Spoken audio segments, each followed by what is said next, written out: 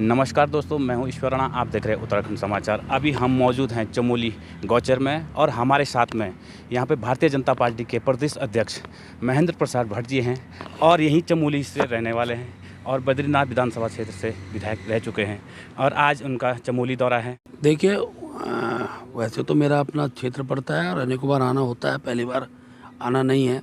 अध्यक्ष बनने के बाद भी लगातार 3-4 बार मेरा आना हुआ है और आज हमारे युवा मोर्चे की यहाँ की जनपद चमोली की जिला कार्य समिति की बैठक में रहूँगा और कल से विकसित भारत संकल्प यात्रा जो चल रही है, ऐसे अपने जनपद चमोली के 3 यात्राओं में मेरा स्वयं प्रत्यक्ष रहना होगा।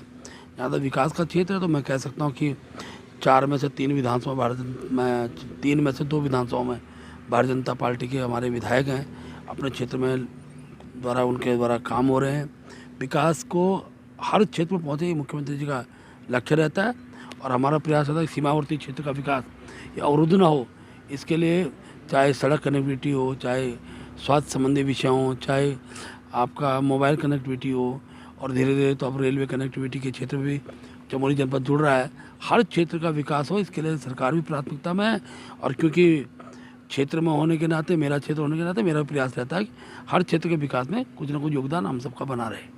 जी सर, ये लोकसभा चुनाव भी अवसर पे हैं, आपके ऊपर काफ़ी जिम्मेदारी है, पर लोकसभा लेकर क्या तैयारी हैं आपकी? लोकसभा चुनाव की तैयारी के लिए पार्टी पूरी तरह अपने कार्यक्रमों की श्रृंखला हमने बना दी है। अभी जहाँ मोर्चे प्रकोष्ठों के सब प्रकार के प्रदेश के कार्यक्रम हम कर रहे हैं, इसके साथ साथ हर क्षेत्र के जनप्रतिनिधियों के भी हम कार्यक्रम कर रहे हैं। कल ही हमारा अनुसूचित जाति के जनप्रतिनिधि सम्मेलन देहरादून में हुआ। अब हमारा 16 तारीख को कुमाऊं क्षेत्र में जो वहाँ के जनजाति क्षेत्र के जनप्रतिनिधि, उनका सम्मेलन है। शिवविवाद सम्मेलन 18 तारीख को करने वाले हैं और हम प्रत्येक विधानसभा के लिए अब पूर्णकालिक विस्तारक लोकसभा चुनाव देने वाले हैं। उनके साथ मेरी बैठकें होंगी। मैं कह सकता हूँ कि प्रत्येक बूथ पर पार्टी का संगठन मजबूत हो और कार्यकर्ता उत्साहपूर्वक चुनाव में अपना समय दे, इस भाव की कार्यक्रम श्रृंखला भविष्य के अंदर बनने वाली है। हम हैट्रिक बनाएंगे और 5 लोकसभा सीट भारतीय जनता पार्टी की होगी। कि अगर पौड़ी लोकसभा से अगर महेंद्र प्रसाद भट्ट जी अगर चेहरा बने तो इसमें नहीं, मैं कोई दावेदार नहीं हूँ। पार्टी नेतृत्व ने मुझे जिम्मेदारी दी है। हमने 5 लोकसभा चुनाव सीट जिता कर देनी है। जो मेरा काम है, मैं अपने काम पर ही अपने को केंद्रित रखता हूँ। चमोली ज़िले में अभी दौरे पे हैं, तो आप चमोली ज़िले के कार्यकर्ताओं को क्या संदेश देना चाहोगे हमारे चैनल के माध्यम से? देखिए, चमोली ज़िले में भारतीय जनता पार्टी का बहुत प्रभावी क्षेत्र रहा है। हम लोग कांग्रेस से लगातार जीत हासिल हमने प्राप्त की है। ग्राम सभाएँ हैं, ब्लॉक प्रमुख स्तर पर हो, जिला पंचायत स्तर पर हो, निश्चित रूप से हमारे कार्यकर्ता हर चुनाव में अपनी सक्रिय भूमिका निभाते हैं। अब मैं चमोली जनपद के सभी कार्यकर्ताओं से यही मैं संदेश के रूप में कहना चाहूँगा, लोकसभा का चुनाव है, मेरा बूथ सबसे मजबूत, इसलिए अपने बूथ पर हम पार्टी को बहुत सशक्त रूप से जिता पाएँ। इसके लिए अभी से अपने कार्यक्रम की श्रृंखला में सब लोग सहभागिता करें और सफलतम जीत की ओर जनपद चमोली प्रथम स्थान पर है। यही कार्यकर्ताओं से मेरा आह्वान है। सर, एक स्वास्थ्य की ओर आपका ध्यान आकर्षित करना चाहूँगा। स्वास्थ्य में थोड़ा सा चमोली ज़िला, आप खुद पता है आपको कि पिछड़ा हुआ, तो उससे स्वास्थ्य की व्यवस्थाएं अच्छी हों, उसके लिए क्या करना होगा सर? नहीं, पिछड़ा हुआ नहीं, मैं कह सकता हूँ अगर पिछली आपसे 10 साल पहले का अगर चमोली जनपद आप देखोगे और उसके बाद की परिस्थितियाँ आप देखोगे, तो आज हमने स्वास्थ्य के क्षेत्र में बहुत तरक्की की है। जिला मुख्यालय के अंदर जो सुविधाएं दी जा सकती है वो देने का प्रयास किया है। अभी कर्णप्रयाग के अंदर भी आपका महिला चिकित्सालय बहुत भव्य स्वरूप में है। पिछले दिनों गोचर में भी स्वास्थ्य की एक डिमांड यहाँ के लोगों ने की है, मुख्यमंत्री के संज्ञान में है। प्राइवेट सेक्टर के हॉस्पिटल भी अब आ रहे हैं। चमोली के अंदर एक प्राइवेट सेक्टर हॉस्पिटल आया है, उसकी भी एक अच्छी भूमिका में खड़ा है।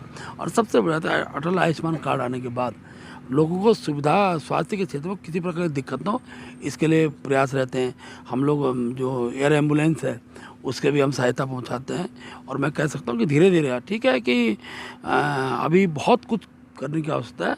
समय के साथ चीज़ों को आगे बढ़ाएंगे और स्वास्थ्य है, शिक्षा है और रोजगार है, ये 3 जो महत्वपूर्ण बिंदु उत्तराखंड के पलायन के, उनको उनमें सुधार का प्रयास सरकार करेगी। सर, एक लास्ट क्वेश्चन है मेरा।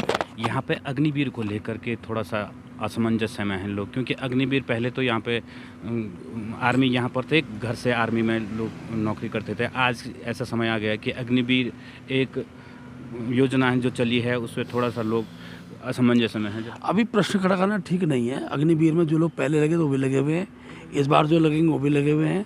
जब इस प्रकार परिस्थिति आती है, उनके कार्य सेवा निवृत्ति का विषय आएगा, उस समय की नीतियाँ अलग होंगी। और मैं कह सकता हूँ अभी भी उसमें काफ़ी कुछ ये बताया गया, इतने % जो है अग्निवीर के लड़कों को रखा जाएगा, सबको हटाया नहीं जाएगा।